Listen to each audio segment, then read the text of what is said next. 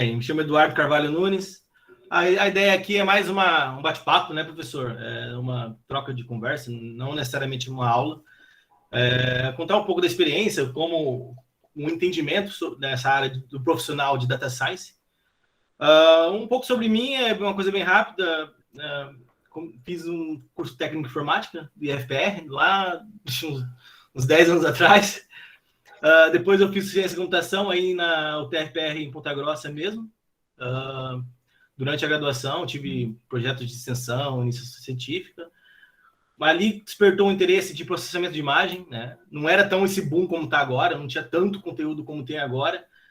E durante a graduação, depois fui para a dupla diplomação aqui em Portugal, ainda moro aqui ainda, faz quase 4 anos que estou em Bragança, em Portugal. Aqui eu fiz o mestrado também na área de inteligência artificial. Desde o primeiro ano do mestrado trabalho com inteligência artificial, né? Eu fiz o mestrado e trabalhei ao mesmo tempo, a mesma área. Depois eu comecei o doutorado, também na área de inteligência artificial. E assim, eu trabalho nessa área profissionalmente, na indústria mesmo, desde 2019. E assim, já participei de diversos projetos, com imagem, com áudio, com dados na área da saúde, processamento de sinais, né, na área de indústria 4.0. Então, tenho bastantes projetos que eu me envolvi, participei ativamente. Então, aí até comentei isso com o Rui, né? Talvez eu possa até ajudar alguns projetos que vocês estão envolvidos, né? Talvez alguma coisa que vocês vão estudar ou vão implementar, talvez eu já até vi e eu posso dar algumas dicas, né? Algum caminho, né? Então, a intenção aqui é sempre ajudar. Pois bem, posso compartilhar? Eu fiz uma apresentação, tá? Eu vou compartilhar minha tela. Deixa eu ver se eu consigo aqui. Espera aí, que tá tudo diferente aqui. Apresentar. Tem uma setinha aí embaixo para apresentar agora. Conseguem ver? Ainda não. Tá. Aparecendo. Agora sim? Sim, Pois bem. Sim, você... Tá.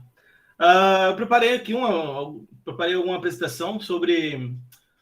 Essa apresentação está dividida em 2 partes. A primeira parte fala como se tornar um profissional de Data Science e Inteligência Artificial. E a segunda parte, eu apresento o resultado que foi organizado pelo Data Hackers, a maior comunidade de Data Science do Brasil, falando sobre algumas questões, né?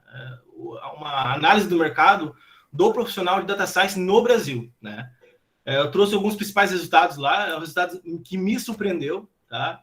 Porque eu estou 4 anos aqui e eu sempre participo de algumas entrevistas, algumas talks, eu ouço muitos podcasts, eu sempre tento ficar atualizado do que o mercado está pedindo. Então, alguns resultados me surpreenderam, né, e eu vou comentar com esses resultados na apresentação. Bem, atualmente eu trabalho como engenheiro de Machine Learning, eu acho que desde 2019 eu trabalho com isso. Atualmente estou numa empresa chamada CollabMore. O CollabMore é um laboratório laboratório associativo, colaborativo, quer dizer, sem fins lucrativos. Acho que os CollabMore surgiu em 2020, mais nessa área da implementação da investigação, né? Nós ali tem um pouco de investigação, mas ali é mais fazer os produtos, fazer acontecer, né? Digamos assim.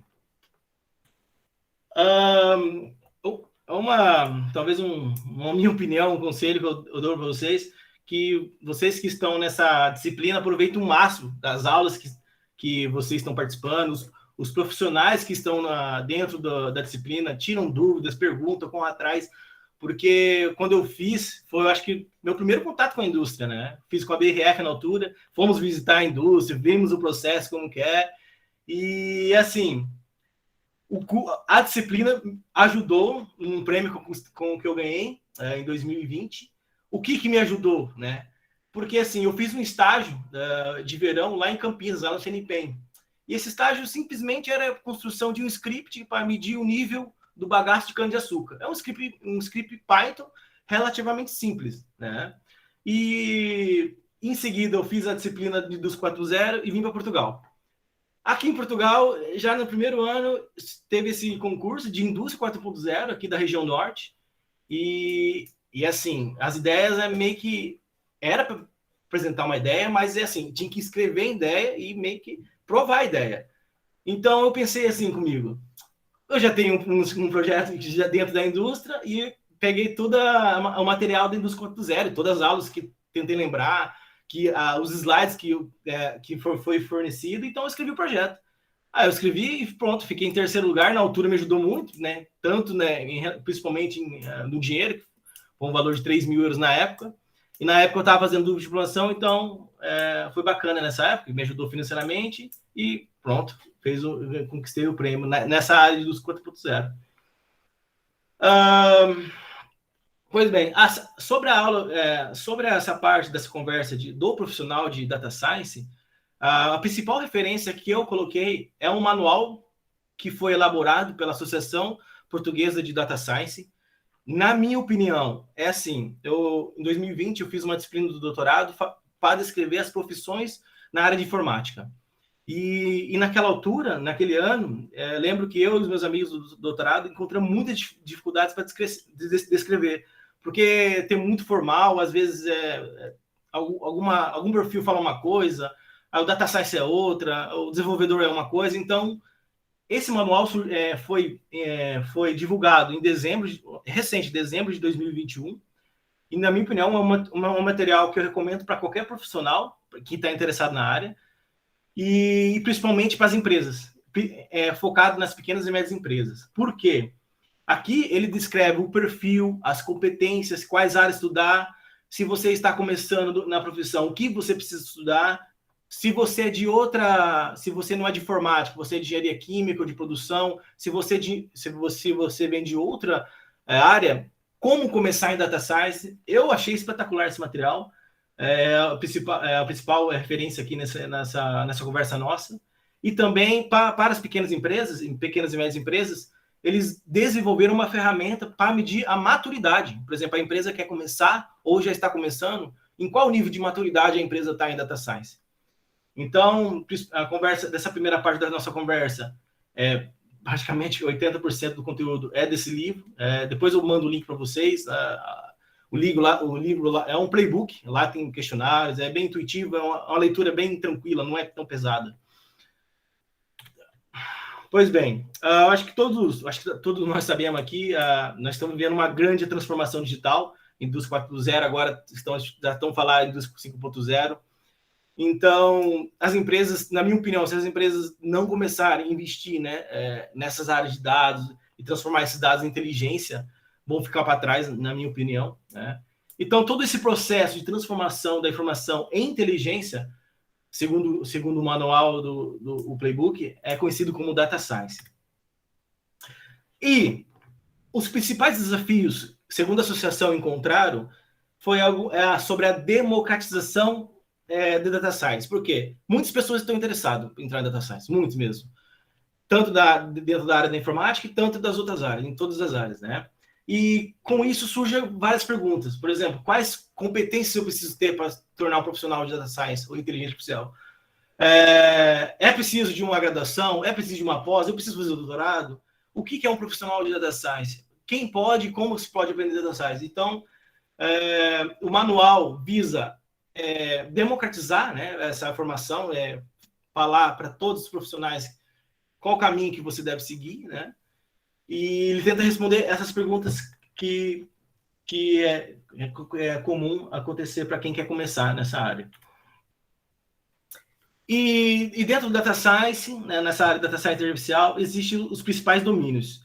E os principais domínios são 3, que é o conhecimento do negócio, a área da matemática e ciência da computação. Né?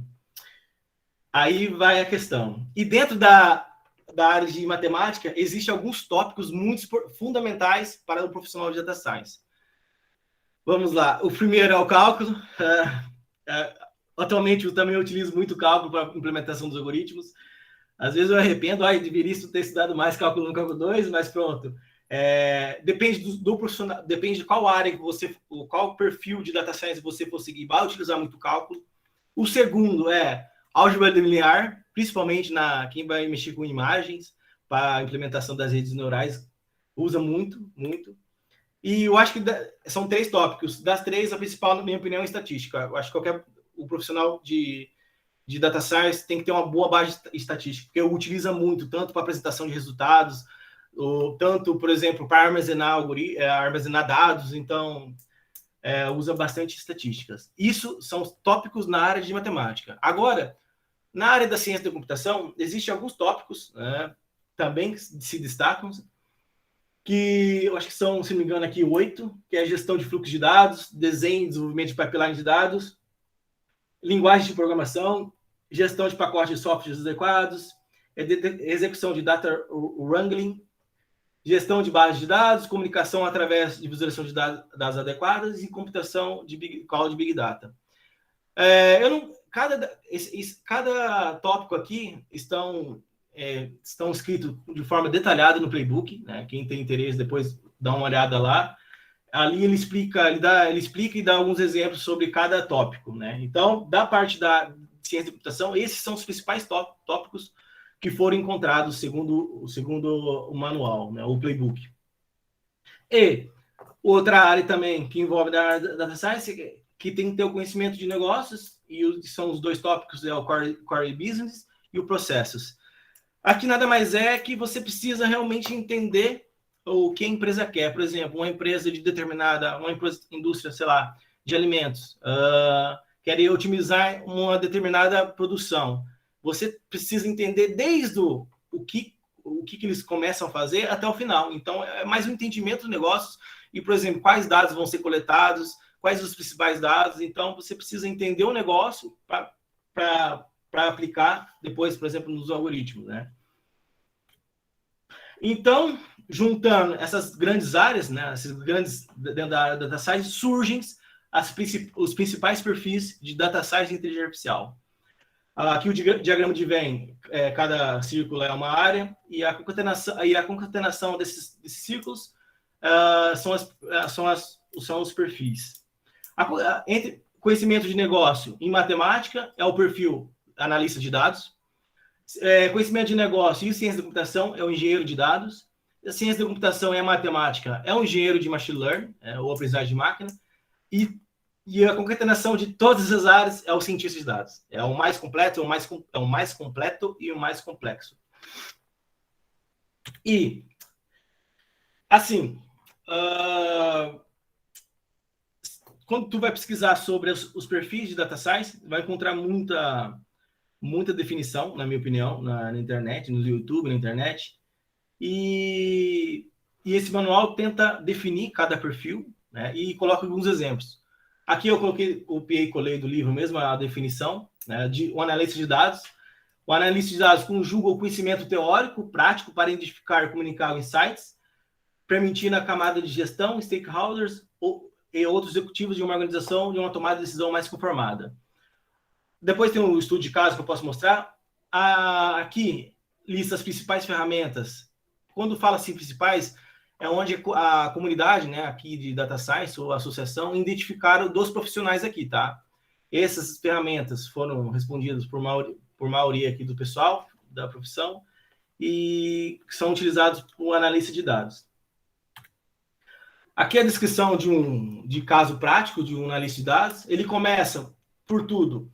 O analista de dados, ele identifica o problema. Aí identifica o problema fazendo reuniões com clientes, né, fazendo reuniões com o pessoal, faz o levantamento de requisito, depois faz a análise de requisitos de dados e depois fazer os estudos, usando estatística, até mesmo algoritmo, produz o dashboard ou produz um relatório completo do resultado do entendimento do problema, tá? De uma forma resumida, o analista de dados é isso. Em seguida, o engenheiro de dados. Ele são responsáveis pela criação e gestão no que se refere a dados. É ele que é o responsável da governança de dados. Por exemplo, existem vários sensores numa indústria e, assim, de alguma forma, tem que fazer a concatenação desses dados, organizar os dados, onde vai ser armazenado, quem vai consumir os dados, de qual forma. Por exemplo, numa empresa existem diversos setores e cada setor consome os dados. E talvez um setor consome muitos dados. Então, ele que faz essa organização do fluxo de dados, né? Gerenciamento e o fluxo de dados. Aqui, listei algumas tecnologias que geralmente o analista de engenheiro de dados utiliza. Aqui uma breve descrição de um caso prático. O engenheiro de dados começa a extrair os dados da fonte, né, o dados cru, né, o raw datas, ou ele constrói ali um data lake, ou ele constrói um data warehouse, né? Ele constrói, ele transforma os dados e altera a sua estrutura. Ele pega os dados, faz a estrutura ou escolhe a infraestrutura que o melhor deseja e disponibiliza essa infraestrutura, né, esses dados para os outros perfis. Quando eu falo dos outros perfis, para o engenheiro de machine learning, o analista de dados e o cientista de dados. Outros perfis, como os desenvolvedores, também podem utilizar essa arquitetura que o engenheiro de dados constrói, tá? Já agora, sobre o engenheiro de aprendizagem de máquina, ou machine learning engineer, ele implementa as receitas, né, os algoritmos que o cientista de dados propôs, né? E coloca esses algoritmos para a produção. Como assim? Por exemplo, o cientista de dados, ele faz pesquisa do estado da arte, um determinado problema, e olha, eu preciso, esses 6 algoritmos é o atual, e eu gostaria que você faça um benchmark desses algoritmos e qual o melhor para o nosso produto, no caso. Então, a responsabilidade do engenheiro de aprendizagem de máquina é fazer o treino, o teste, a performance, medir, colocar ele em produção. Se talvez o produto é em tempo real, fazer a medição se é possível fazer em tempo real. A questão, geralmente, os algoritmos de inteligência artificial precisam, por exemplo, principalmente imagem, precisam de GPU. Então, quantos GPU precisa? Qual recurso precisa? Então, o engenheiro de aprendizagem de máquina ali é responsável por toda essa parte de treinamento dos algoritmos e o deploy deles, tá? Ali tem algumas tecnologias que geralmente são utilizadas. Eu posso falar mais particularmente aqui, utilizo bastante o TensorFlow, o PyTorch. O Python é a principal linguagem de programação que eu utilizo desde quando eu comecei a trabalhar. Ainda eu não trabalhei numa empresa com grande porte que utiliza, por exemplo, ferramenta da Amazon ou da Microsoft. Então, eu não tenho muita experiência nisso, né? Eu já tenho mais experiência com as ferramentas open source porque eu estou com 3 anos de experiência, trabalhei em 3 empresas diferentes. As empresas que eu trabalhei são pequenas, médias empresas, então ainda não estavam estruturadas para, por exemplo, fazer um grande projeto de IA para pagar recursos infinitos. Aqui tem uma descrição de um caso prático de um profissional de engenheiro de aprendizagem de máquina. Ele, como eu disse, ele analisa os algoritmos, a receita dos cientistas de dados. O cientista de dados também ele faz o EDA, né? Faz uma exploração dos dados, explora o problema e fornece isso para o engenheiro de machine learning. Em seguida, o profissional, né, o engenheiro de machine learning, ele treina, avaliza, otimiza o processo do modelo e coloca isso para produção. Quando coloca isso para produção, alguém vai consumir os resultados. Por exemplo, detecção de alimentos num prato de comida. Eu escolho o algoritmo, coloco na produção. E eu, geralmente, vou fornecer a API, né, para o desenvolvedor do software, né, o desenvolvedor de mobile, talvez. Então, eu recebo a foto como entrada e a saída é um JSON ali, falando, olha, ali tem batata, frango e etc. Então, isso também é responsabilidade do engenheiro de machine learning. Atualmente, eu vejo alguns, principalmente no Brasil, eu vejo bastante vagas de emprego, o full stack de machine learning. O full stack faz tudo, né? Ele desde o armazenamento dos dados, que supostamente o engenheiro de dados faz, e até o deploy do algoritmo machine learning, e depois, por exemplo, o resultado, que na verdade, geralmente o cientista de dados faz, né? Ou o analista de dados, por exemplo, constrói o dashboard. E por fim, a profissão mais completa e mais complexa é o cientista de dados. Tem a tarefa de encontrar soluções baseadas em dados para problemas de negócios com recurso de algoritmo avançado. Tende a ser altamente especializado no meio de preparação de dados, estatística na parte de matemática, visualização de dados na parte de dashboards, etc., e algoritmo machine learning. Aqui embaixo tem algumas tecnologias utilizadas pelos cientistas de dados. Em seguida, é o caso prático. É assim, o analista de dados, ele identifica o problema, tá? E quando vai começar um projeto, o analista de dados, por exemplo, ele identifica o problema através de reuniões com os stakeholders ou com os clientes. O cientista de dados já faz um entendimento do problema. Então, talvez não. Quando temos o analista e o cientista de dados na mesma equipe, o analista de dados vai fazer um entendimento do problema e, através desse problema, vai tomar sua decisão baseada em dados. Em seguida, o cientista de dados vai ver os resultados do analista de dados e é mais fazer um entendimento do problema. E, através do entendimento do problema, dá a receita, por exemplo, para o engenheiro de machine learning construir os algoritmos. Tá? Mais ou menos isso, de uma forma bem resumida. Analisa. Tá. Ok. Tá. Para cada profissão, né, existem seus conjuntos de competências. Cada competência listada aqui são 8 competências. Né? Também estão descritas de uma forma mais detalhada no playbook.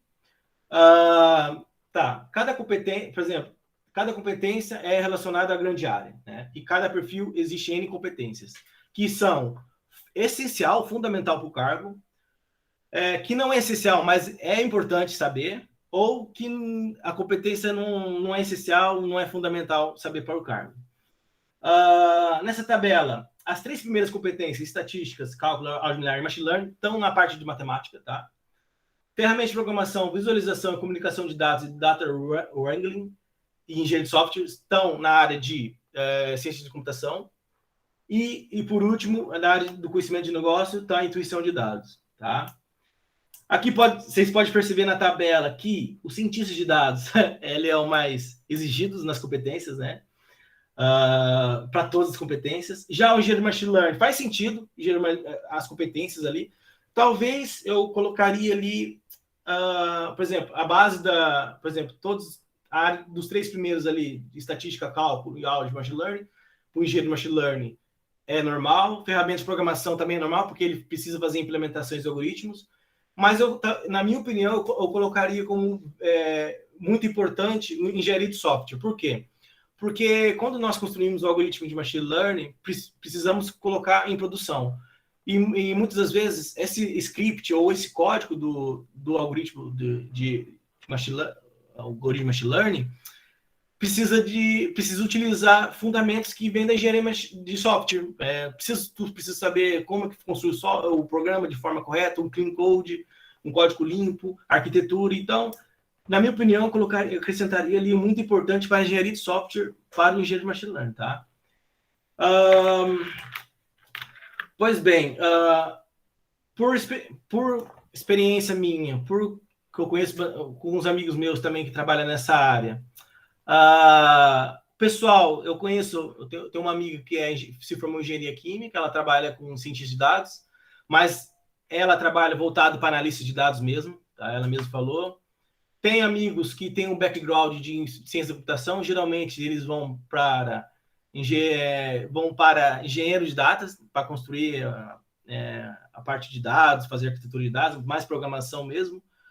Sobre cientista de dados, todas as áreas. Eu conheço pessoal de mecânica que já está nessa área, o pessoal de, sei lá, de alimentos também está nessa área. Engenheiro de machine learning, geralmente tem o pessoal que veio da ciência da computação, informática, engenheiro da computação, mas também é comum encontrar engenheiro de machine learning que vem da matemática, que fez graduação de matemática e gosta de fazer programação e vai nessa área também.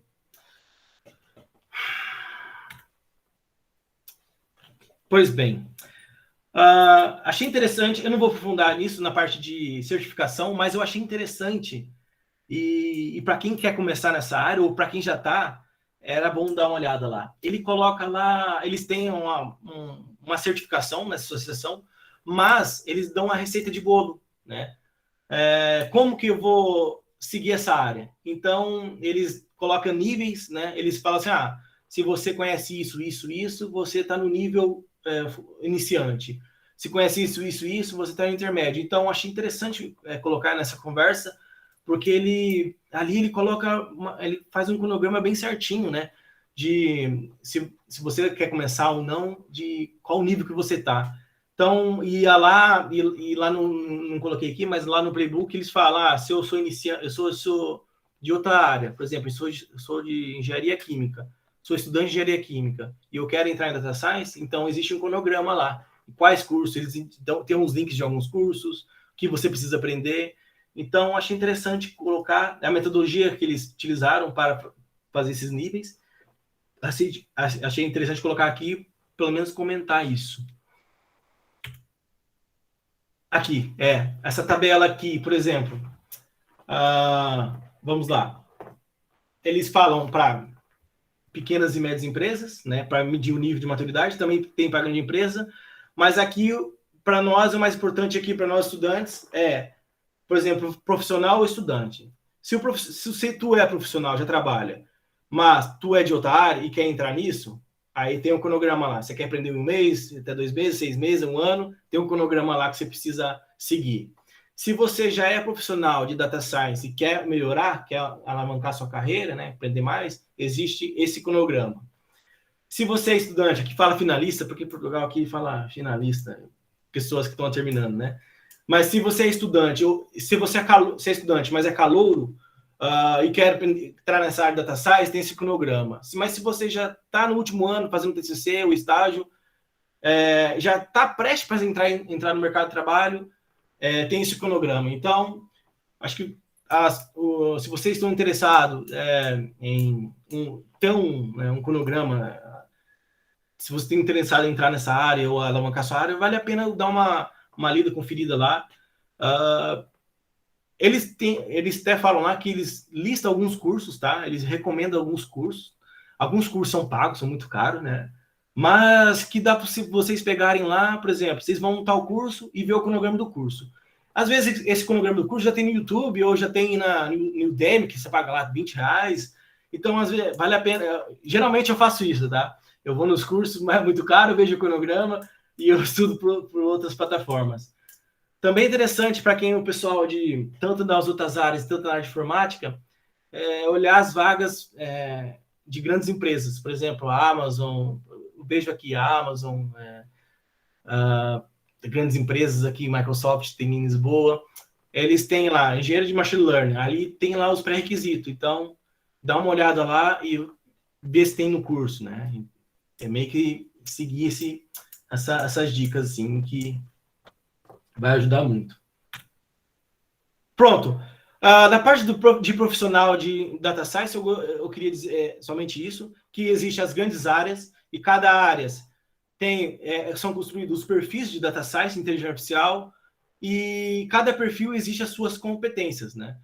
Eu achei isso muito importante, porque quando eu comecei em 2018 a estudar sobre machine learning, eu fiquei muito confuso, porque o cientista de dados, por exemplo, eu comecei a fazer curso, cientista de dados completo. Nossa, era muita coisa para estudar. E, por exemplo, eu não gostava muito essa parte de desenvolvimento de arquitetura de dados, banco de dados, eu não gosto muito. Mas aqui, nesse playbook, dá para clarificar um pouco, porque se você gosta de programação, algoritmo, fazer os algoritmos, mexer com imagem, dá para você seguir na área de engenheiro de machine learning. Mas, por exemplo, eu não gosto de programar, mas eu gosto muito de estatística, gosto de matemática. Dá para seguir na área de cientista de dados ou até análise de dados, né? Pois bem, ok. Agora, outra coisa que gostaria de falar, uma coisa bem rápida, para não estender muito tempo. O Data Hackers, né, que é a maior comunidade de ciências de dados no Brasil, fizeram uma pesquisa, sobre o mapeamento completo do cenário atual de dados no Brasil, e fiquei curioso e eu achei interessante compartilhar alguns resultados que eles colocaram nesse livro, nesse pequeno livro. Depois eu posso fornecer o link também, para vocês quiserem ver. Esse resultado aqui é recente, saiu dia 7 de março, então faz nem 20 dias. Então, são dados atuais, são do atual mercado brasileiro, na área de ciência de dados, tá? Pois bem, A pesquisa foi feita de outubro até dezembro do ano passado e reuniu indicadores como perfil demográfico, formação, atuação, remuneração, rotatividades, etc. No total, foi 2.600 respondentes, né, profissionais dessa área, 2.600. Acho bastante. Como primeiro resultado, aqui achei, não sei se eu falo preocupante, mas segundo a pesquisa, os profissionais na área de dados possuem alto nível de formação. Por exemplo, o nível júnior, a cada 5 profissionais de nível júnior, pelo menos um tem pós-graduação. Isso aqui já, para mim, é muito alto mesmo. Porque, assim, aqui em Portugal, a graduação é 3 anos e acabou até ano passado, mas geralmente era 3 anos, mas um ano você faz mestrado. Então, é muito comum uma pessoa ter mestrado aqui. Aqui é mais, na minha opinião, o mestrado aqui é mais fácil do que no Brasil. Então, é muito comum tu ir no mercado de trabalho e a pessoa é júnior, mas ela tem mestrado, é júnior. É muito comum. Só que no Brasil já é diferente, na minha opinião. Sabe? E aqui, talvez, não sei se é alta competitividade, talvez esse boom da inteligência artificial está surgindo muita demanda e o pessoal de outras áreas também estão entrando. Então, aqui talvez esse usado demonstre assim, que nessa área de ciência de dados vai ter que estudar um pouco. Se você quiser progredir na carreira, talvez vai ter que estudar um pouco, fazer uma pós-graduação ali ou até mestrado para seguir na carreira. Por exemplo, ali ó, na área de sênior e gestor, são quase 20%. Então, são quase 20%. Também eu acho uma taxa muito alta para esse setor. Ok. Eu achei essa porcentagem achei muito alta, tá? A área de TI ainda é a principal origem dos profissionais de dados no Brasil. Mas eu acho que nos próximos anos isso vai baixar. Diz que 61% dos respondentes vem da área de informática, mas eu acho que vai baixar isso, principalmente, eu acho que aqui em Portugal, porque, por exemplo, essa Associação Portuguesa de Ciência de Dados estão incentivando mesmo o pessoal de outras áreas a entrar em ciência de dados. Porque para quebrar esse tabu que ciência de dados é só para informática, não é, na minha opinião, não é. Então, acho que essa porcentagem vai baixar, vai ter muitas pessoas de outras áreas vai entrar para esses dados, porque assim, a demanda está muito alta. A demanda, eu particularmente, como minha opinião de profissional, se na área de informática, para desenvolvimento, já falta mão de obra aqui, imagina para um profissional de ciência de dados aqui. Aqui está muito valorizado e também falta gente, falta pessoas para trabalhar nessa área. E aqui, principalmente na Europa, a União Europeia tem bastante fundos europeus para incentivar, por exemplo, as pequenas e médias empresas, dando dinheiro, né, para as empresas para a transformação digital. Mas para isso precisa de mão de obra, né, para essa transformação digital acontecer. Ok. Essa aqui é polêmica. Sobre insatisfação do trabalho, né? No geral, 74% disseram que estavam satisfeitos com o seu atual trabalho, porém, 40% dos respondentes satisfeitos estão abertos a outras oportunidades, né?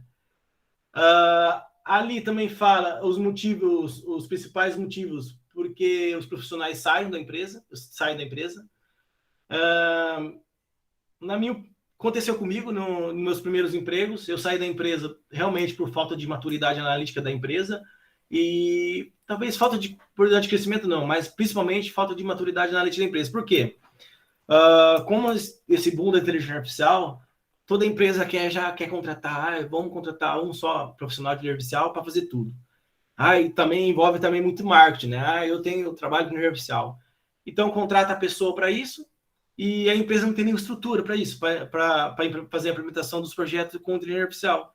Então, a empresa acaba se decepcionando e o profissional também. Eu acho que também, por causa disso, que aquele playbook que eu falei agora há pouco, deu essa ferramenta de maturidade nível de data science, né? Eu achei muito bacana para isso. Por exemplo, uma empresa média que quer começar com data science, já tem uns requisitos ali, ó, vai precisar disso, disso, disso. Então, talvez muitas pessoas que entram nessa data science já vão entrar na empresa, talvez seja a primeira pessoa, ou é a equipe que está começando, e talvez vão se frustrar. Olha, essa empresa não tem maturidade, eu preciso de tal recurso, não tem, eu preciso de tal tempo, principalmente em empresa, os projetos para ontem, porque tempo é dinheiro para eles, né? Então, às vezes um projeto que envolve inteligência artificial demora meses, e até você provar isso para o gestor, às vezes o gestor não compreende, então o profissional acaba se frustrando, e isso se dá por conta que a empresa não tem maturidade com, por exemplo, data science. Ok. Aqui eu acho que talvez não seja novidade para ninguém. Aqui fala sobre o modelo de trabalho, e o preferido é o híbrido com dias flexíveis. Eu também gosto. Híbrido com modelos flexíveis. Eu, particularmente, não gosto de 100% remoto, mas também não gosto de 100% presencial. Eu prefiro, pode ser híbrido com dias flexíveis ou com dias fixos. Talvez a alta percentagem do híbrido com dias flexíveis ou com dias fixos se dá por conta dos profissionais júnior, porque eu acho muito importante o profissional que está a começar nessa área ter o gestor, o líder ou um pessoal mais experiente com você do lado, mais para aprender mesmo. É umas coisas que eu senti falta quando eu comecei lá em 2018, 2019. Quando eu comecei a trabalhar, era eu e mais uma amiga, e nós dois éramos os júniores. Então, nós ficávamos perdidos. Aí eu entrei em outra empresa já tinha um gestor experiente, um sênior, aí tinha o outro mais experiente, e o tanto que eu aprendi nessa empresa com um gestor, por exemplo, um mês nessa empresa com um gestor experiente, para mim, a quantidade de aprendizagem em um mês, para mim, que eu vale um ano aprendendo sozinho. Então, talvez também dar relacionamento, pessoas, talvez esse híbrido seja com dias flexíveis, sejam bom. Ok. Outro dado aqui, caso a empresa retorne em formato totalmente presencial, 66% dos profissionais vão procurar outro emprego. Isso, na verdade, é um alerta mais para as empresas, né? Porque tem algumas empresas ainda querem continuar com 100% remoto, mas talvez vão perder muitos profissionais bons, né, na sua equipe, né, se voltar com essa forma de 100% presencial. Ou se contenta com os profissionais que tem, não sei. Aqui, a última pesquisa que eles fizeram, né, foi em 2019, a penúltima, né, e a última foi em 2021. Então, sobre o salário, aumentou cerca de 40%. No Brasil, isso é muito, muito. Mas acho que isso vai aumentar pelo fato da demanda e falta de profissionais da área. Então, acho que o pessoal está... Quanto mais experiência tu tem, mais valorizado tu é. Então, é normal os salários aumentarem mesmo. E eu acho que vai chegar um momento que vai chegar um teto, um boom aí. Mas talvez esse aumento dos salários dos profissionais em data science não seja novidade. E é isso. Quando eu recebi o convite do professor Rui falar sobre o profissional, lembrei logo sobre esse playbook e da pesquisa. Então, é mais para demonstrar para vocês que, se vocês quiserem seguir esse caminho, e existe um caminho, tá? E pronto. Se vocês quiserem fazer qualquer pergunta, estou disponível para perguntas. Pessoal, perguntas, aproveita o Eduardo aí, né, o conhecimento que ele tem, ele foi ex-aluno da disciplina, né? Ele não falou de uma característica que ele tinha quando estava aqui, ele tinha um Fusca. Era o Herbie, professor. Era o Herbie, eu tinha mesmo. Era o Herbie. Ainda está lá. Thales, quer abrir o microfone, quer falar? O Thales foi meu amigo de iniciação científica, né? Então, desde, acho que 2018, 2019. Então, a gente trabalhou junto um tempo aí. Tô emocionado, professor, tô emocionado. O Thales é o DefEst aí nos projetos, viu? Mal começou na primeira semana, o cara já tem o framework lá montado. Ô, Eduardo, Oi. eu queria até já agradecer aí pela oportunidade de poder receber uma aula tua, cara. Tu não sabe a inspiração que eu sinto por tu, porque tu passou junto comigo por uma etapa e você conseguiu passar por muitas barreiras que são barreiras que eu também pretendo passar no futuro. E hoje em dia eu vejo que o mercado internacional ele está engolindo o mercado brasileiro, né? Porque é aquela mesma questão que você passou para a gente de mercado lá fora valorizar mais, aqui dentro está despreparado. Você mesmo acabou de citar. Eu cheguei um pouco atrasado na reunião, porque eu estava numa reunião com o meu grupo, né, de EDP, mas eu queria saber, você chegou a falar sobre quais são os caminhos que você trilharia caso você não tivesse a universidade para poder chegar onde você chegou? Caso você tivesse Tá. que chegar de forma individual? Mas tu fala o caminho para seguir no caminho de inteligência artificial? E poder trabalhar no exterior, criando um Ok, portfólio sem necessariamente ok. utilizar o Sim, sistema de graduação. sim. Tem caminho sim. Alguns, por exemplo, alguns cursos, algumas plataformas como a Udacity, Coursera, são um pouco mais cara, mas ali tem muito curso que foca só nisso, né? É claro que, como o meu background foi ciência e computação, então ali eu fui obrigado na marra fazer o cálculo 1, né? O cálculo 1, eu fiz cálculo 1 2 vezes, né? Aprendi na marra o cálculo, aprendi na marra o básico, né, da inteligência artificial, aprendi na marra. Mas, assim, talvez a pessoa que não segue o caminho da graduação formal,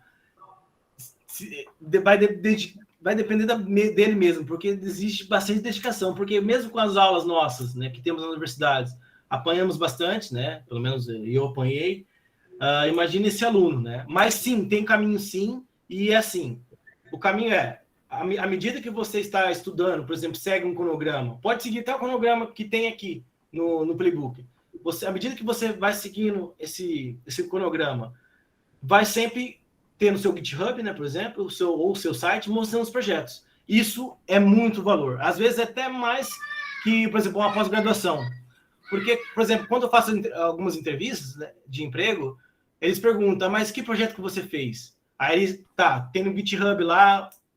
Quando eu comecei, eu lembro que em 2019, eu coloquei como experiência profissional os cursos que eu fiz lá na Udemy, da City. Aí lá na Udemy da City, fica lá, detector de inseto, detector de previsão de preços de casas. Isso são mini projetos de data science que os cursos oferecem e os professores ensinam, que se você aprender e colocar isso no seu GitHub, é como um portfólio. E se você conseguir explicar isso na entrevista, nossa, já é muito valorizado, pelo menos nas entrevistas que eu já fiz e faço, sabe? Porque, assim, nesses cursos, você aprende ali qual é o algoritmo que você vai definir, se você vai escolher vários algoritmos. Então, todo o processo que você aprende na construção do projeto de Data Science é a mesma coisa na entrevista. Porque nas entrevistas vão fazer a mesma pergunta. Mas por que você escolheu esse algoritmo? Por que você escolheu esses dados no pré-processamento? E como você se agrega valor nesse projeto? Como figura, como dashboard? Então, é assim... Mas o problema também, Thales, é que a maioria das grandes empresas, aqui eu moro no norte de Portugal, né, em Bragança, aqui em Braga, ali na região de Braga, perto de Porto, tem Continental, Bosch, e eu trabalhei no projeto da Bosch. E, infelizmente, as vagas de Data Science, Júnior, Pleno, eles falam lá, mestrado, é bom ter mestrado ou doutorado. Talvez as grandes empresas já requerem, já faz esse requerimento de mestrado ou doutorado, infelizmente.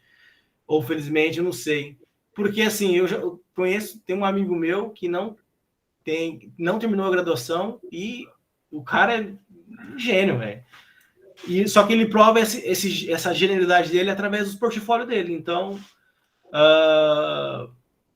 eu acho que talvez para começar, tu começa ali com alguns cursos, com os projetos que você aprende nos cursos mesmo, ou até mesmo o projeto daqui da disciplina, né? Esse aqui é uma experiência que você pode colocar no currículo, porque aqui envolve experiência industrial, problema na vida real mesmo, né? E assim, eu não sei como é que é os projetos aqui, mas às vezes você busca ferramentas open source ali, aqui você consegue demonstrar que, opa, tem as minhas ferramentas open source, com o conhecimento que eu tenho, eu consegui resolver esse tal problema. Então, talvez isso você consegue demonstrar para os profissionais, né? Para os recrutadores. É bem isso aí, viu, Eduardo? São É que todas grandes empresas, né? No nosso caso aqui, os nossos alunos, são todas grandes empresas. Então, quantidade de dados não é problema. Só que vem de vários formatos, né? Vem de app, vem do SAP, vem outra... de... Sim, mas outra coisa, às vezes as empresas colocam ali mínimo doutorado, por quê? O doutorado é nós que fazemos, é nós e nós. Então, supostamente, no mestrado e no doutorado, você constrói skills, habilidades, que só passando por um projeto tão grande como o doutorado consegue. Talvez por isso que as empresas pedem esse tipo de profissionais. Porém, se você tem um background muito bom e com vários projetos, né? Você não tem, por exemplo, uma graduação formal, mas com vários projetos e demonstrar isso na entrevista é muito valorizado, na minha opinião. Nós tivemos um caso agora de um aluno que ele é da engenharia eletrônica ele era, né? De Campo Mourão. O Pedro, ele atuou em 2 projetos, um na Embraer e um na Tetra Pak. Ele fez questão de variar também de empresa e de projeto, e ele foi contratado agora, formou, já foi contratado na Irlanda como engenheiro de software. Olha aí. Tá? E só com a graduação. Sim. Eu acho que ele tinha um portfólio além. Ele teve em Portugal, o Pedro de Campo Mourão, da eletrônica. Não. Olha, eu conheço bastante Pedro aqui. Talvez eu conheça, mas tá para Irlanda, não vou lembrar. Esse é o sobrenome, Zedioak, alguma coisa. Eu acho que é um alto. Alto, cabeludo, bem cabeludo. Assim. Eu acho que talvez eu sei quem é. Então, na verdade, eu acho que tem um monte de oportunidade. A Europa, a América do Norte, América do Sul, a Ásia, está todo mundo procurando profissionais, porque não tem gente suficiente. Então, evidentemente, empresas que têm um alto desempenho, altos salários, vão procurar profissionais lá em cima, né? Sim. Esses dias apareceu uma vaga aqui na Embraer, Data Science Sênior, para trabalhar em casa. Uhum. O salário deve ser bem altinho, né? Então, eu acho que tem de tudo, tá? Sim. E nós aqui estamos investindo assim na educação, na formação aquele V0zinho, tanto para o pessoal da computação talvez um pouco mais preparado, não todos, mas muitos deles estão mais preparados. Eu vejo que a elétrica, a eletrônica também, o pessoal está um pouco mais preparado. Sim. Né? Engenharia de computação também. Não sei se você lembra da Sabrina de Química. Ela é de Química, Sabrina Rossini. Ela está aqui em Portugal e ela trabalha com Data Science, Engenharia Química. Trabalha em Porto. Vários engenheiros estão trabalhando com Data Science, o Caio Vieira, que fez produção. E, na minha opinião, esses profissionais que são, por exemplo, um engenheiro químico, um engenheiro mecânico, ter um pouco de conhecimento da Data Science é muito valor agregado, porque, por exemplo, um engenheiro mecânico que é gestor da planta, ele tem total conhecimento dos dados que estão ali, o problema que ocorre. Então, se ele tem esse conhecimento de Data Science, nossa, ele tem muito valor agregado. Ele tem deu para você ver o tripé lá, né? Computação, a parte estatística e matemática, a parte negócio, conhecimento e negócios. Né? Isso. Então, são os 4 tripés aí, básicos aí de Data Science, né? No profissional dessa área aí. Então, o pessoal que... Vou falar pelos engenheiros também, que eu sou engenheiro. Então, os engenheiros têm alguns conhecimentos, né? De negócio, provavelmente, de estatística e cálculo. O que está faltando, na verdade, para os engenheiros é a parte de programação. Muitos dos engenheiros. Tem engenheiros que têm a parte de programação,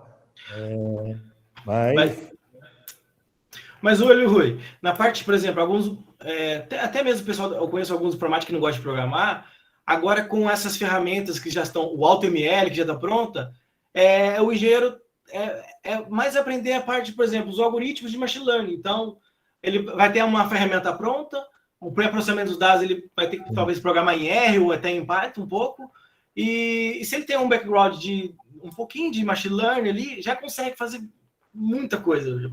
Porque eu converso com alguns amigos meus aqui, tem um amigo meu que é engenheiro mecânico, ele é gestor, e ele sempre me fala, olha, tem isso, isso e isso. Aí eu falo para ele estudar isso, e ele vai lá, aplica e dá resultado na empresa. Então, Tem oportunidade para caramba. O Thales tem mais pergunta aqui. Quanto ao mestrado e doutorado do Brasil, são válidos em Portugal? Professor, só pedir, eu vou ter que sair, porque eu vou ter uma reunião agora na Conte com o pessoal lá da médica, o pessoal da empresa. Então eu vou ter que sair, porque já estou atrasado. Mas vai ficar gravada a resposta, depois eu vejo. Tá. Obrigado, viu? Obrigado, Eduardo. Saudades. Sim, tá. Tchau, abraço. Então, sobre isso, o que acontece? É válido, sim, mas aí tem que fazer um processo de reconhecimento aqui.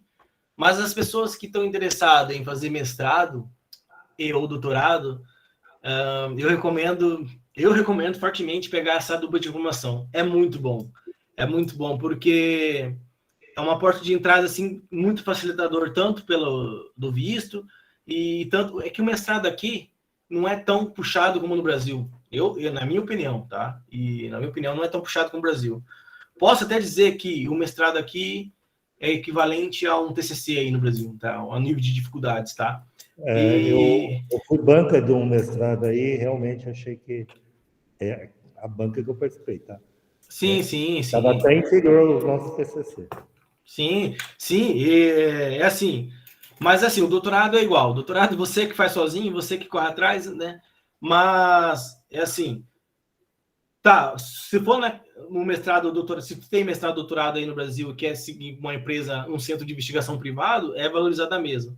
Agora, não sei se para dar aula aqui, talvez vai ter que fazer um reconhecimento, né? Mas o reconhecimento tem lá uma plataforma do governo e tem lá certinho. Por exemplo, eu convalidei, pelo fato da dupla diplomação, eu vim aqui fazer o mestrado. Então, eu precisava reconhecer a minha graduação em ciência da computação aqui.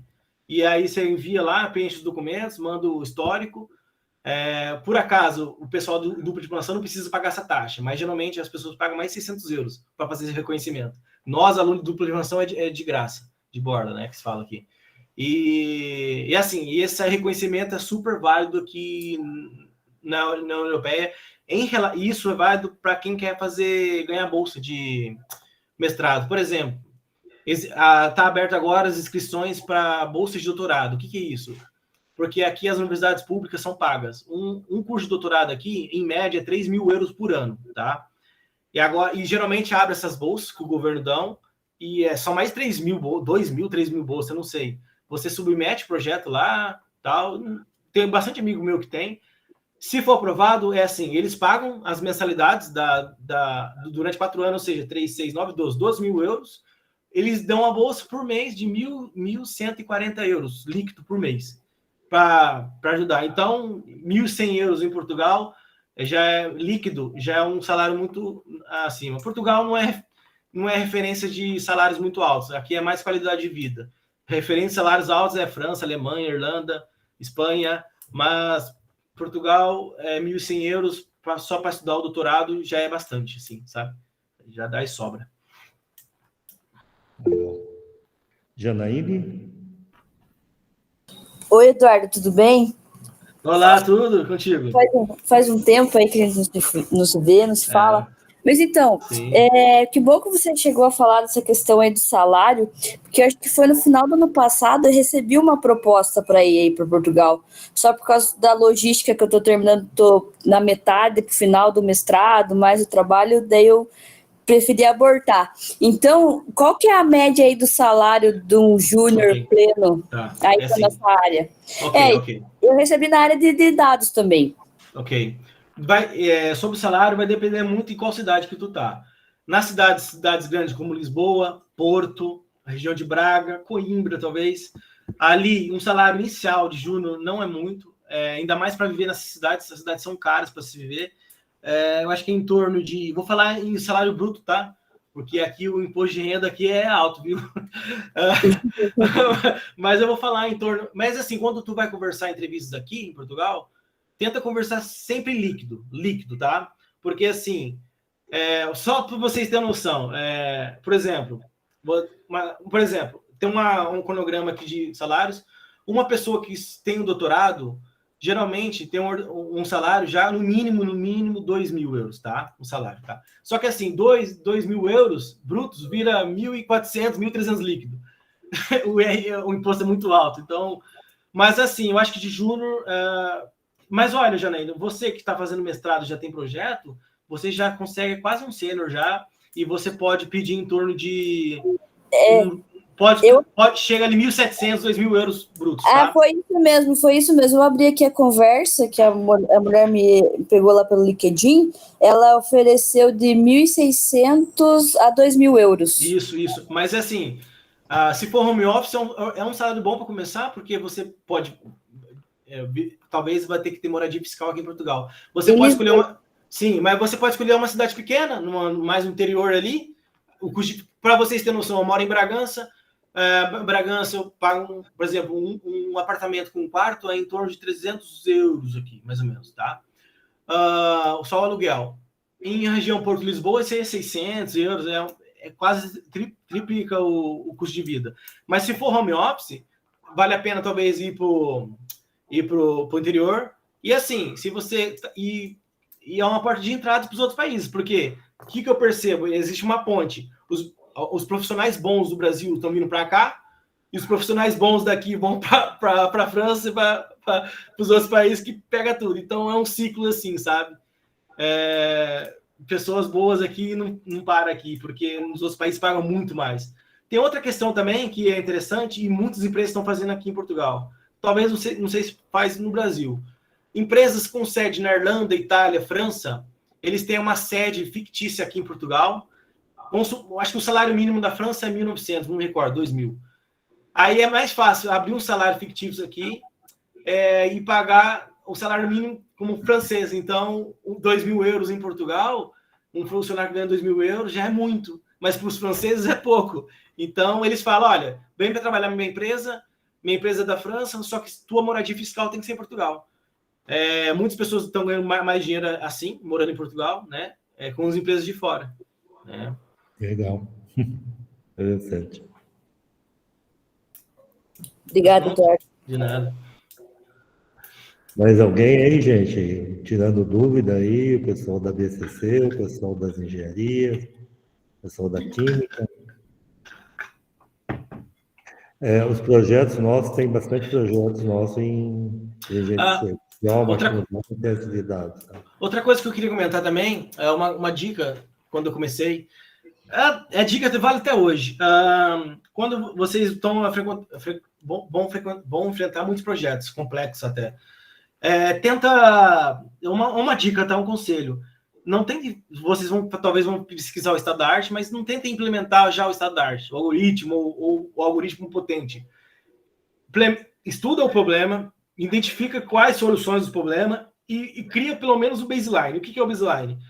Sei lá, um algoritmo simples de inteligência artificial, mas com 60% de acerto. Faz esse baseline para depois melhorar. Outra coisa, quando nós fazemos cursos de machine learning, data science, os cursos ensinam o ciclo de vida do software, produção, tal ferramenta, Docker. Muitas vezes, em muitas empresas, não utilizam essas ferramentas ainda. E, assim, tenta entregar, assim, de uma forma otimizada, mas tenta entregar pelo menos um resultado de primeira mão, uma versão prévia ali. Olha, encontramos os algoritmos, tal, e agora, daqui para frente, encontrar os outros algoritmos e implementar isso de uma forma orquestrada, né? Então, é uma dica, assim, que eu falo para todo mundo que está começando, porque geralmente as empresas querem ver resultado, né, professor? E nós, eu, por exemplo, que eu tenho um background muito científico, quer ficar fazendo estado da arte, quer fazer artigo, então as empresas já não gostam muito, então eu tento fazer uma coisa mais simples primeiro, um baseline, para depois melhorar. assim eu posso mostrar alguns resultados prévios para o gerente, para o gestor, né? Tentar explicar dessa forma. Sim, porque esses dados, principalmente que a gente está começando alguns projetos agora e alguns começaram no semestre passado, a não ser os da Embraer, tem 2 da Embraer, tem um da Teta que está mais avançado e um da Faber também, eu diria que está um pouquinho mais na frente, né? Tem um projeto que o senhor me mostrou, professor, que está tudo, a estrutura, a arquitetura de dados está tudo top. Aquilo que você mostrou, muitas empresas, muitos projetos não tem nem 30% daquilo, viu? E assim, da prensa. Começaram do básico, bem organizado. Agora que vão começar a fazer machine learning, agora que vão começar a fazer IA. Sim, eu tive uma conversa. Eu tive a conversa com o meu chefe esses dias e eu estava até conversando com ele. Todas as profissões aqui são importantes, mas atualmente, com esse boom dos dados, um engenheiro de dados para fazer arquitetura de dados ali é fundamental para o projeto ir para frente. Porque sem os dados não conseguimos fazer nada, né? Exato. Então, os dados separados, as variáveis que são importantes para tomar decisão, a limpeza desses dados, que vem tudo. Eles mandam, mesmo a Embraer, eles mandam tudo. Ele está aquela cacetada de variáveis, cacetada de dados. Nem eles não sabem. Sim. Imagina, uma empresa como a Embraer, como uma empresa como a Então, professor, mas aí que entra o analista de dados, por exemplo. O analista de dados, ele identifica, por exemplo, o problema e quais são os dados importantes, entendeu? Alguns projetos, a limpeza já foi feita. Tá? Quem está começando agora com o projeto do zero vai ter que fazer essa parte da limpeza, entender essas variáveis. Bem legal. Eu aprendi bastante aí nesses 2 anos mais que a gente está mexendo mais com IA, né? A gente foi entendendo também como é que... Não dá para chegar e falar, vou fazer IA. Sim, concordo. Bom, gente, mais alguém? Perguntas, dúvidas? Alguém está com problema de matrícula ainda dessa turma? Não? Está todo mundo matriculados? Estão alocados aos projetos? Bom, eu só tenho a agradecer ao Eduardo aí pela gentileza. Eduardo, lá em Portugal são quase 11 horas aí. 10h47. Quase 11 horas da noite. Obrigado pela aula, pelos esclarecimentos. Se puder mandar um material também, eu acho que seria legal. Está gravado, né? Eu vou disponibilizar a gravação para todo mundo, tá? Sim. Então, pronto. Aí, talvez eu te encaixe em algum projeto que você queira se encaixar, para poder ajudar as meninas nos projetos aí. Sim. A apresentação eu vou fornecer, vou mandar alguns links, talvez vocês achem interessante. Vocês podem ver lá. E talvez vou mandar alguns links também com o material que eu consumo, por exemplo, Data Hackers ali, o podcast é muito bom. Alguns cursos que eu faço, tem uma plataforma aí no Brasil, chama-se AI Expert. Eu pago R$10 por mês lá. Então, tem muitos cursos e, às vezes, aqueles cursos bem simples já resolvem vários problemas no meu trabalho. E assim, muito obrigado, né? E qualquer coisa que estou disponível, qualquer dúvida, como eu estou em Portugal, o pessoal também quer fazer dupla diplomatação, também estou disponibilidade para falar sobre essas questões, né? De dupla diplomatação, empresa, na área de data science. O doutorado também, como eu já entrei no doutorado lá fazendo, como é que funciona, para o mestrado, então estou disponível. Legal. Obrigado, Eduardo. Obrigado, pessoal. Boa noite aí.